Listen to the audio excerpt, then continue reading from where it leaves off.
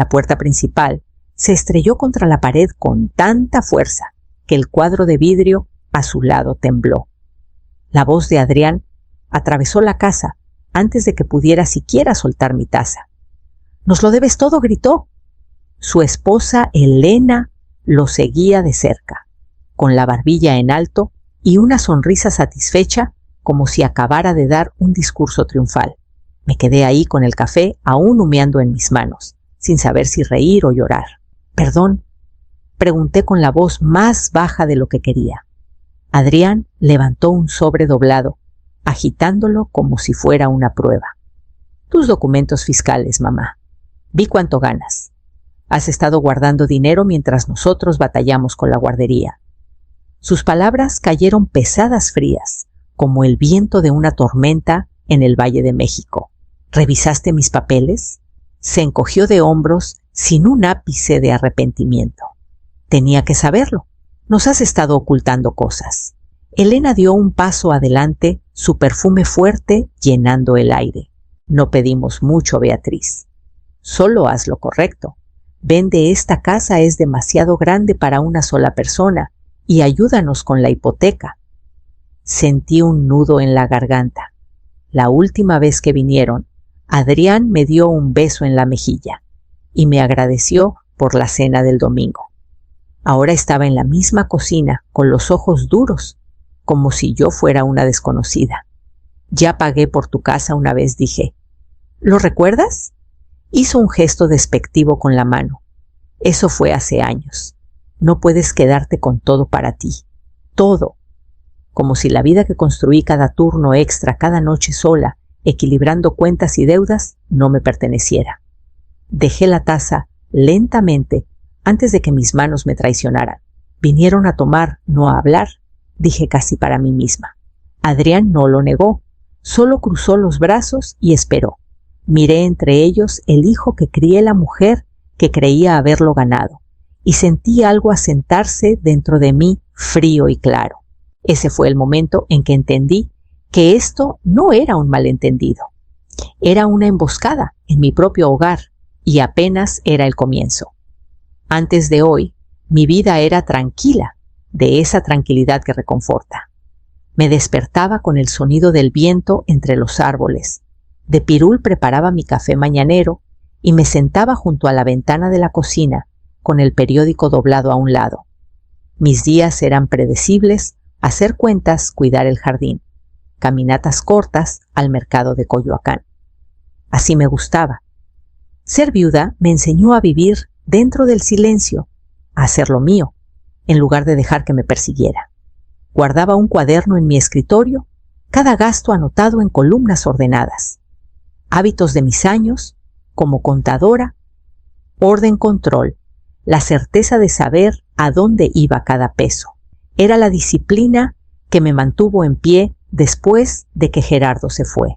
Cada día de Muertos enviaba a Adrián y Elena pequeños regalos, nada ostentoso. Tarjetas de regalo, libros, cosas pensadas con cariño para recordarles el amor, no el dinero. Cuando compraron su casa, transferí el enganche sin dudarlo. En su boda, pagué el depósito del salón y la comida sonriendo, cuando Adrián me dijo: «Nos has dado todo lo que necesitamos, mamá». Le creí. Pensé que la gratitud echaba raíces. Pero la gratitud, aprendí, se marchita cuando la riega la codicia.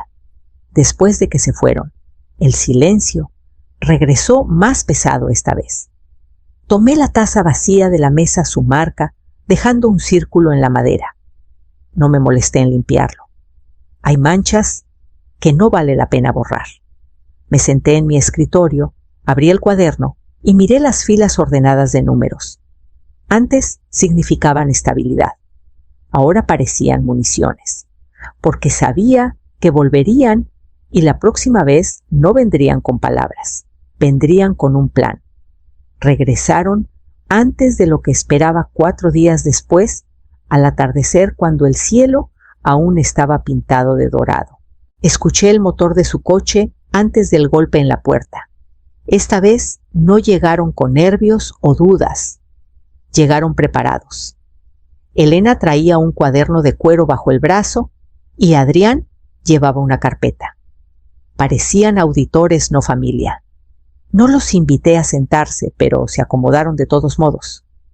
Lo hemos pensado, empezó Adrián, ajustándose las mangas. No tiene sentido que vivas aquí sola. ¿Los impuestos? El mantenimiento es mucho para una persona. Elena se inclinó hacia adelante, abriendo su cuaderno. Hay un nuevo conjunto de departamentos en Polanco, seguro tranquilo con muchos jubilados. Te encantaría. Lo dijo como si me ofreciera un viaje, no un desalojo. Respiré hondo, forzando mi voz a mantenerse firme. ¿Y qué haría con esta casa venderla?, dijo Adrián rápidamente. Es lo lógico. Sacarías buen dinero ahora y podríamos usar los fondos con cabeza, tal vez hasta juntar recursos. Juntar. Una palabra amable para decir, pásanos todo. Asentí como si lo considerara, escondiendo el pulso en mi garganta. Hicieron su tarea, dije. Elena sonrió confundiendo mi calma con rendición. Solo queremos ayudarte a tomar decisiones inteligentes. La ironía dolió. Cada decisión inteligente que había tomado construyó su comodidad el enganche, los préstamos, los favores. Ahora querían hasta el techo sobre mi cabeza. Cuando Adrián me pasó un impreso de posibles propiedades, sonreí débilmente. Gracias, dije. Lo pensaré. Se fueron de buen humor, seguros de haber sembrado la semilla que necesitaban. Pero cuando su coche desapareció por la calle, me quedé junto a la ventana y dejé que mi sonrisa se desvaneciera. El plan ya comenzaba a formarse en el silencio detrás de mis costillas. Si querían jugar a los contadores, les mostraría lo que una verdadera contadora podía hacer. Cuando Gerardo murió, la casa se quedó en silencio durante meses. Su voz aún resonaba en las esquinas, en las herramientas del garaje, en la taza de café que siempre olvidaba enjuagar. Me enterré en números porque eran lo único que no lloraba. Trabajé turnos dobles en la oficina, tomé trabajos freelance de noche, cualquier cosa para no escuchar ese silencio hueco. Adrián estaba en la universidad. Entonces apenas tenía 20 años estudiando administración. Le dije que no se preocupara por la colegiatura. Yo lo resolvería. Cuando llamó una noche llorando. Por cuentas atrasadas, vendí el reloj de Gerardo para cubrirlas. Nunca lo supo. El siguiente semestre, cuando su coche se descompuso, pedí un pequeño préstamo para que pudiera ir a clases. Le dije que no pasaba nada, que las madres están para ayudar. Él dijo, algún día te lo pagaré, mamá. Y le creí.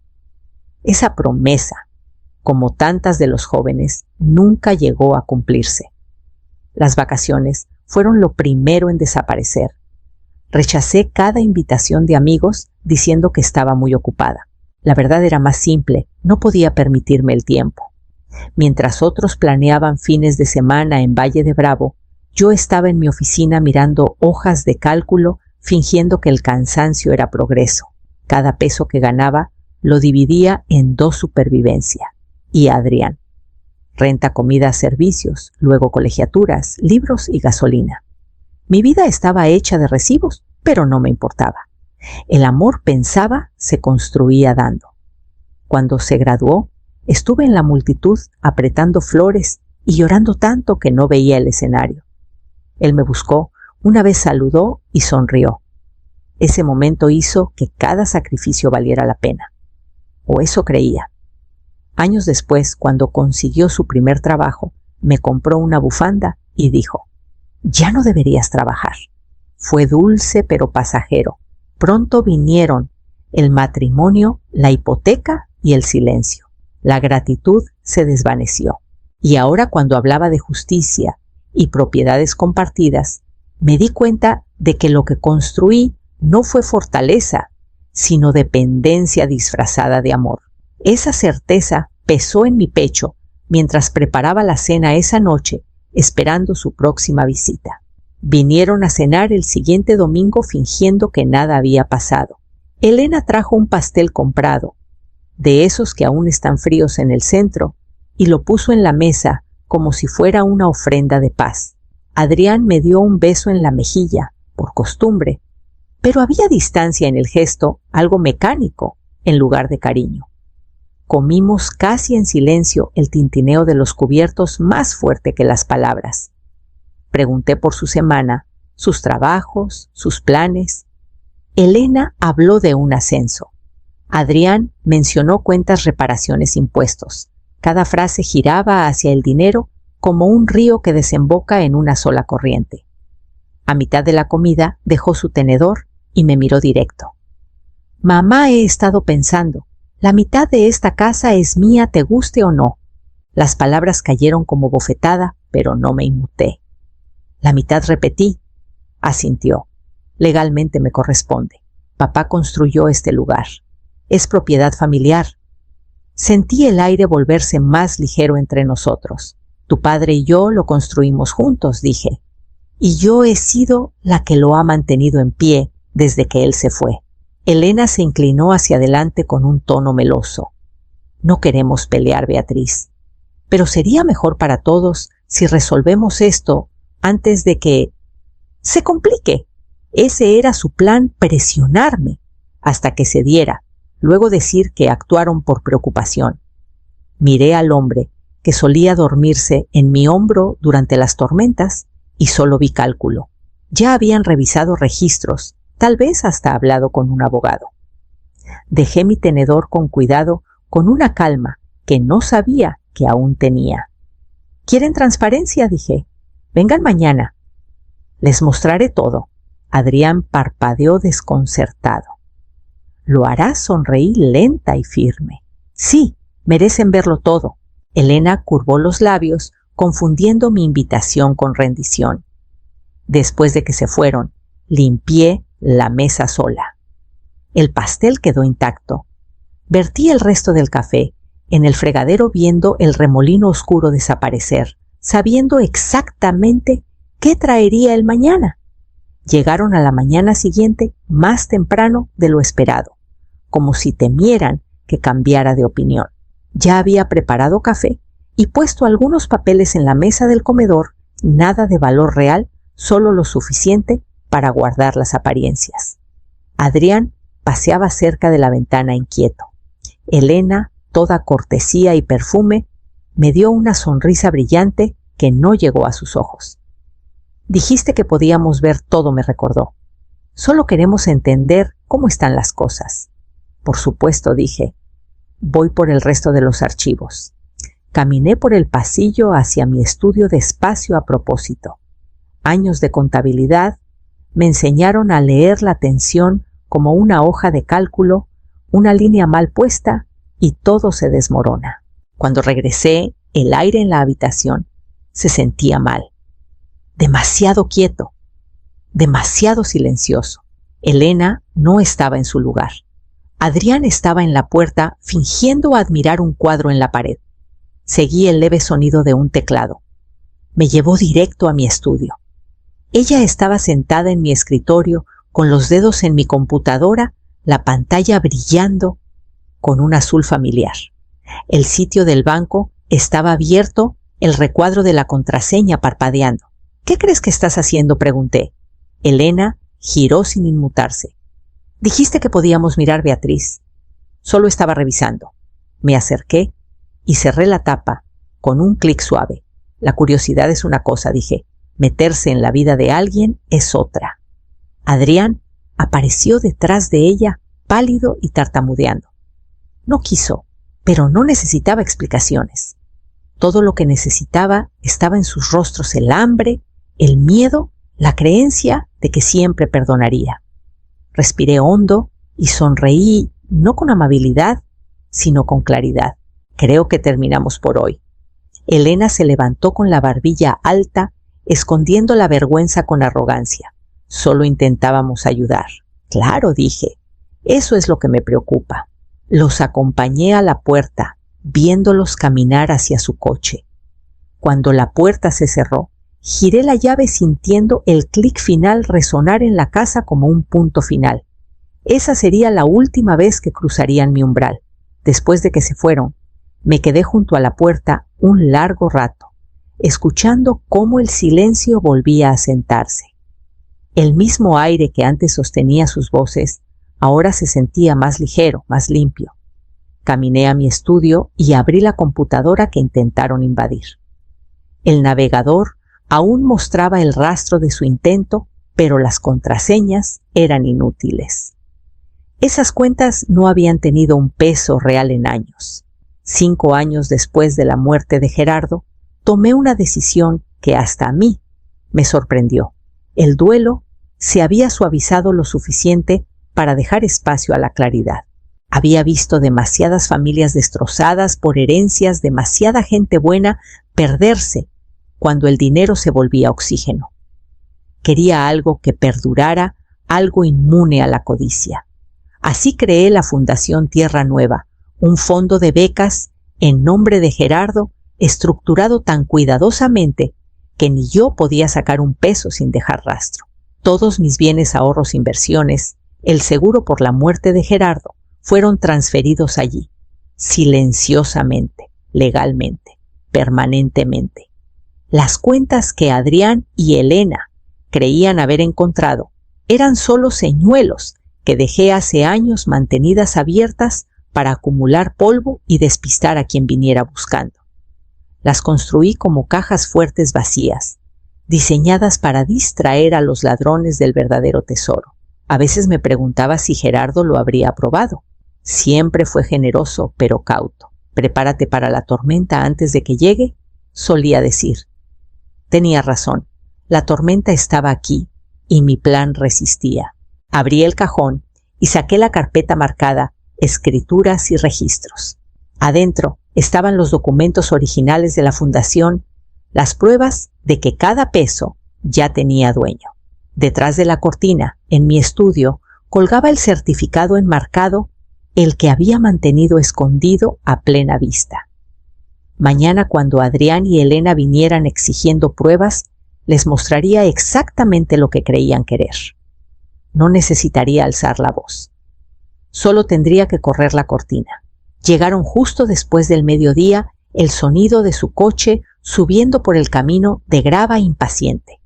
Estaba esperando en el estudio con el café servido, todo dispuesto como lo quería. Cuando sonó el timbre, no me apresuré. Los dejé esperar lo justo para recordarles de quién era esta casa. La expresión de Adrián traía la misma falsa confianza de antes. Elena, con su blusa planchada y tono cortante, parecía entrar a una reunión que esperaba ganar. «Vinimos por transparencia», dijo. «Prometiste mostrarnos todo». Les hice un gesto para que me siguieran. «Entonces no perdamos tiempo». El estudio olía levemente a papel y polvo. Miraron a su alrededor, buscando lo que imaginaban eran secretos, una caja fuerte, un archivo, una contraseña en un post-it. Me dirigí a la esquina donde colgaba la cortina. Dijeron que querían pruebas, comencé girando hacia ellos. «Aquí están». Corrí la cortina. Detrás, enmarcado en vidrio, estaba el certificado de la Fundación Tierra Nueva. El nombre de mi esposo brillaba en letras doradas sobre el sello. Debajo las palabras eran claras: Organización sin fines de lucro registrada. Todos los activos transferidos para becas educativas. Adrián dio un paso adelante, la confusión reemplazando la arrogancia. «¿Qué es esto? Es donde tu padre y yo decidimos que debía ir nuestro legado», dije. «Cada peso que he ganado desde su muerte está aquí para construir futuros para niños que realmente se los ganen». Elena parpadeó sin palabras. «¿Quieres decir que lo diste todo?» «No lo di», dije suavemente. «Lo puse en el futuro». Por un momento nadie habló. El sonido de su respiración llenó el espacio superficial e irregular. La voz de Adrián se quebró.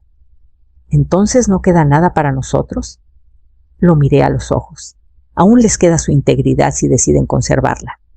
Se fueron sin decir más, el portazo resonando tras ellos. Me quedé en la habitación silenciosa, viendo la luz del sol tocar el nombre de Gerardo. Por primera vez en años, me sentí más ligera, libre de una forma que el dinero nunca podría comprar. Las noticias viajan más rápido que las disculpas. Una semana después de ese enfrentamiento, supe por un excompañero que Adrián había sido despedido de su empresa. Encontraron irregularidades en sus reportes, números falsos, gastos inventados. Los atajos que alguna vez criticó en otros lo alcanzaron. No lo llamé.